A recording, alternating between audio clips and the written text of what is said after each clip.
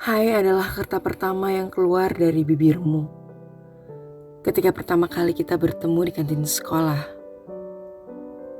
Saat aku dan Daniel, tetangga sekaligus sahabat dekatku sejak TK, berbincang-bincang seru di sana.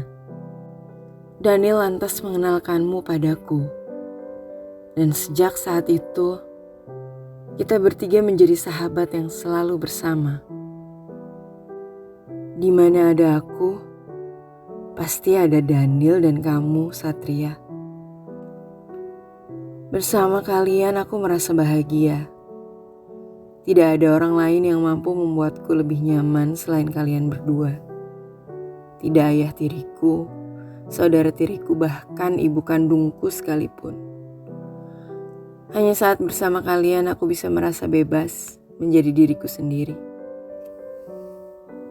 Daniel memang sahabat pertamaku, tapi saat kamu masuk ke hidupku, aku rasa kamulah yang bisa menjadi sahabat nomor 1 di hatiku, Satria. Bagi orang lain, seorang Satria hanyalah lelaki playboy yang mengandalkan keberuntungan fisik maupun kekayaan keluarga semata.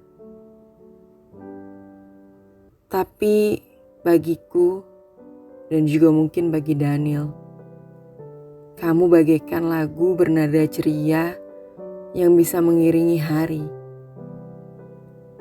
Memang jika tidak ada kamu tidak masalah. Tapi ketika bersamamu, hari-hariku menjadi semakin bersemangat. Sedih dan murungku menjadi hilang saat kamu mulai berceloteh. Mungkin itu seperti bakat yang kamu miliki, mampu membuat orang lain bersemangat. Meski banyak sekali orang yang memandangku sinis, karena menjadi satu-satunya perempuan yang bisa dekat dengan sang pria penakluk hati. Ya tentu saja, dengan wajah di atas rata-rata serta gaya berpakaian yang selalu kekinian, ditambah postur tubuh dambaan, kamu, Satria, selalu menjadi pusat perhatian. Tak peduli dimanapun. Terkadang aku benci ketika kamu menyadari kelebihanmu itu, lantas menggunakannya dengan semaumu. Tidak tahu sudah berapa banyak perempuan yang kamu kencani sejak pertama kali kita kenal. Awalnya, aku sama sekali tidak terganggu, bahkan tidak peduli. Tapi entah sejak kapan, itu menjadi hal yang menyebalkan untukku. Tiap kali mendengar bahkan menyaksikanmu bersama perempuan lain, lalu berganti lagi dengan yang lainnya, membuatku marah, membencimu untuk beberapa waktu. Lalu, setelahnya aku menyadari posisiku yang hanya seorang sahabat tanpa hak untuk melakukan itu.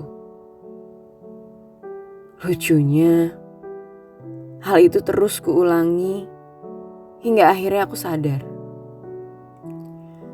Aku sadari satu hal yang sungguh salah. Paling tidak, itu yang aku rasakan pertama kali saat benar-benar yakin akan cintaku padamu. Cinta? Ya, aku ternyata jatuh cinta padamu, Satria. Cinta pada sahabatku sendiri. Tadinya aku kira ini hanya sindrom iri seorang sahabat ketika Daniel sibuk berbucin ria dengan kekasih barunya. Dan kamu yang selalu berganti pacar hampir setiap bulan sekali. Aku pun mulai ikut-ikutan menjalin hubungan anak ingusan dengan salah satu cowok di tempat lesku. Kupikir aku akan bisa bersenang-senang seperti kalian berdua, tapi aku salah. Justru hubungan itu membuatku sangat tersiksa. Segala bentuk perhatian, Bahkan untuk sekedar jalan berdua saja membuatku sangat tidak nyaman. Rasanya seperti terpaksa duduk semeja makan dengan ayah tiriku dalam waktu yang lama. Risih dan sedikit jijik. Bagi sebagian orang kata jijik itu mungkin keterlaluan.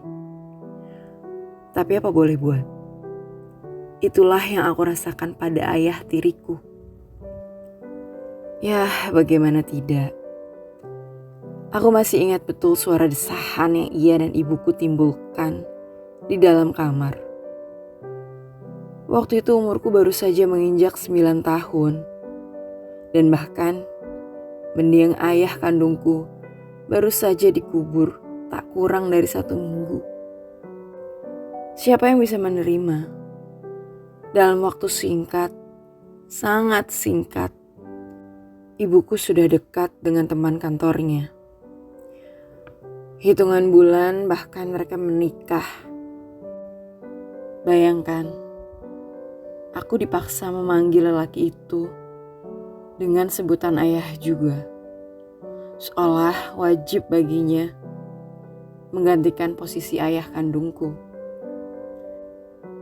Puncaknya aku harus menerima ibuku mengalihkan kasih sayangnya sejak ia hamil si kembar.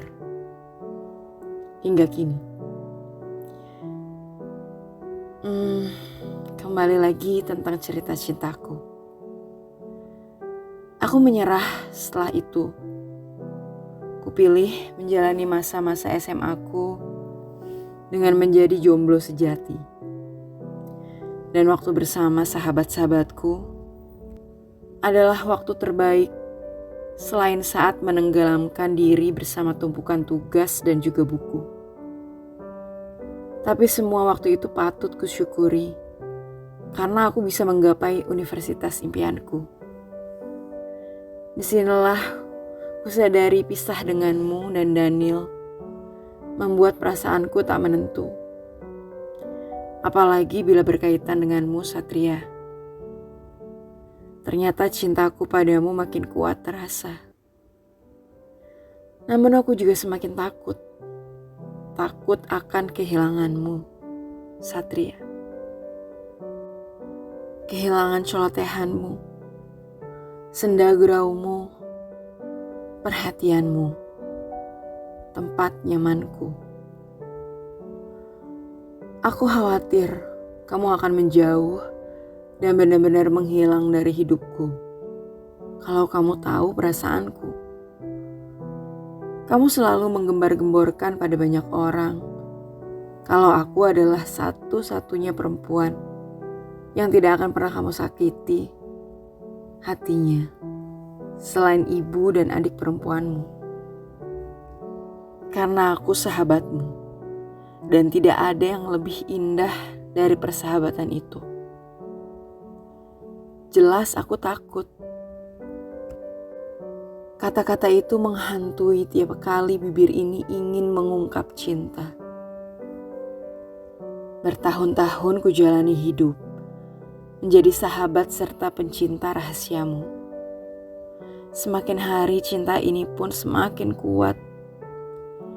Hingga aku tak bisa menahan lagi.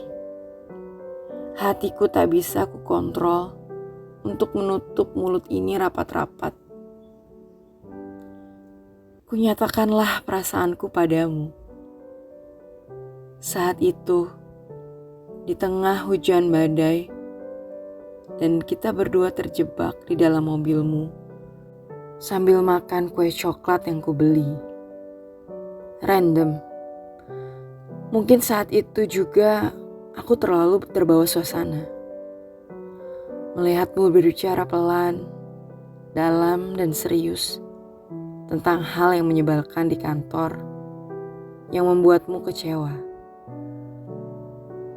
Aku menyemangatimu, lantas aku terbuai.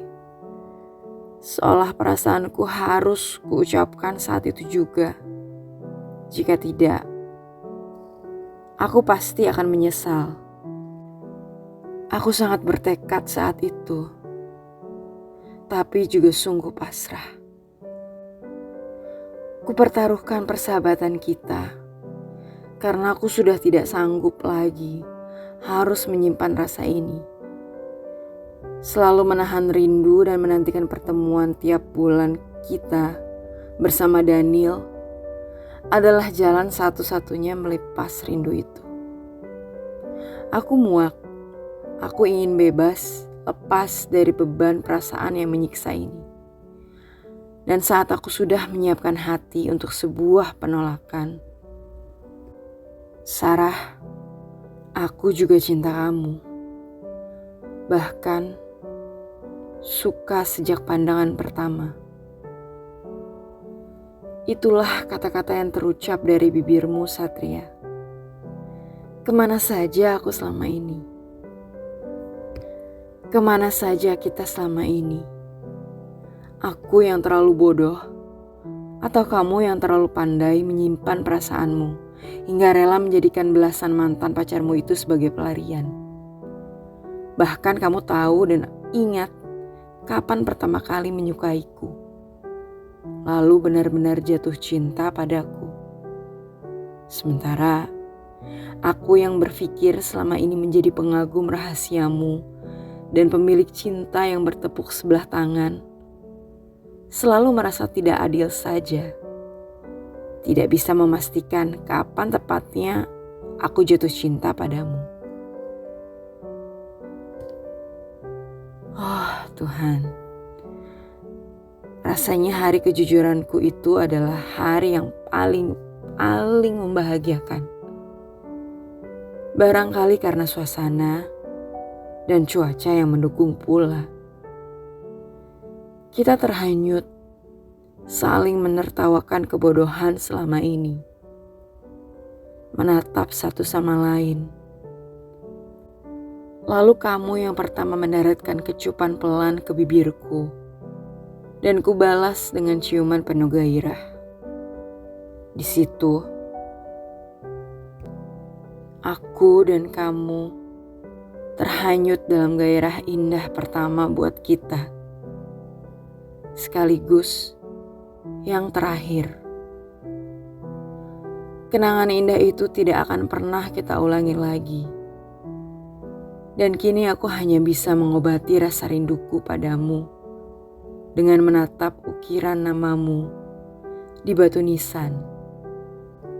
Andai ku tahu malam itu kamu akan pergi untuk selamanya, aku akan mencegahmu mengemudikan mobil kesayanganmu itu. Aku dengan sekuat tenaga akan membuatmu tetap di sampingku, Satriaku. Selesai.